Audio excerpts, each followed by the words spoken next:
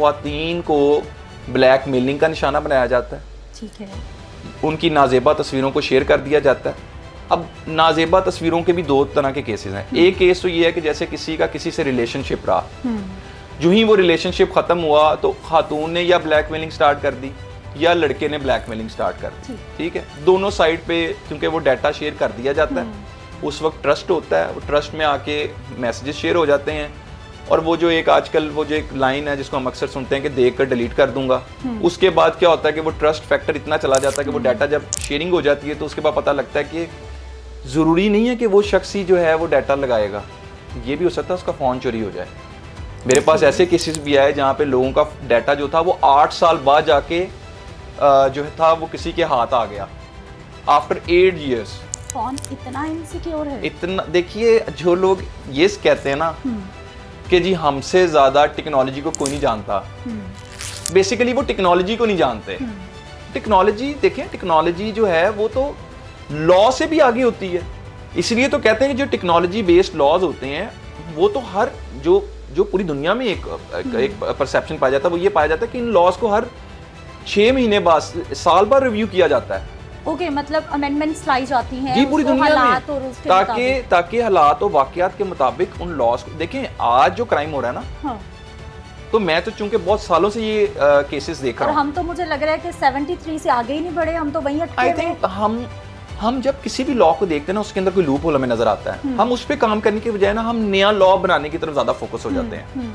लेकिन लॉ कोई भी जो आएगा उसमें कहीं ना कहीं छोटे मोटे लूप होल्स होते हैं, आपको बेहतर बनाना पड़ता है लॉ को।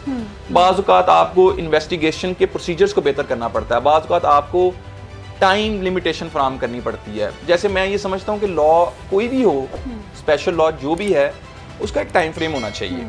अब मैं थोड़ा सा डिस्कशन लॉ के बाद में आऊंगा, लेकिन मैं आपको इंटरप्ट करने वाली थी कि हम एक बड़े इंटरेस्टिंग टॉपिक पे थे कि आपने कहा कि 8 साल बाद भी आपके तस्वीरें शेयर हो जाती हैं। अब उसमें एक और चीज मैं अहम ऐड करने लगा हूं।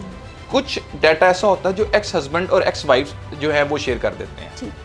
अब आजकल एक नया प्रॉब्लम है जिसको मैं ऐड करना चाहूंगा, ये बड़ा जरूरी है। जब दो मियाँ बीवी की आपस में सेपरेशन होती है तो कोर्ट्स में उनके केसेस चल पड़ते हैं। कस्टडी का केस होगा, मेंटेनेंस का केस होगा, खुला का केस होगा, मुख्तलिफ केसेस हैं जो दोनों पार्टीज एक दूसरे के खिलाफ इनिशिएट कर देती हैं।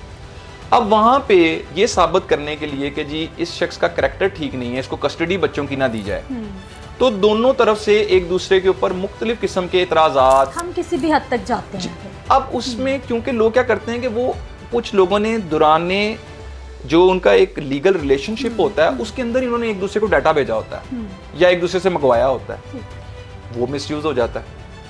इसी तरीके से पहली चीज तो ये है कि चाहे आप मियाँ बीवी हैं, चाहे आपका किसी से कोई ताल्लुक है, कभी भी ऐसा डाटा तैयार ही ना करें।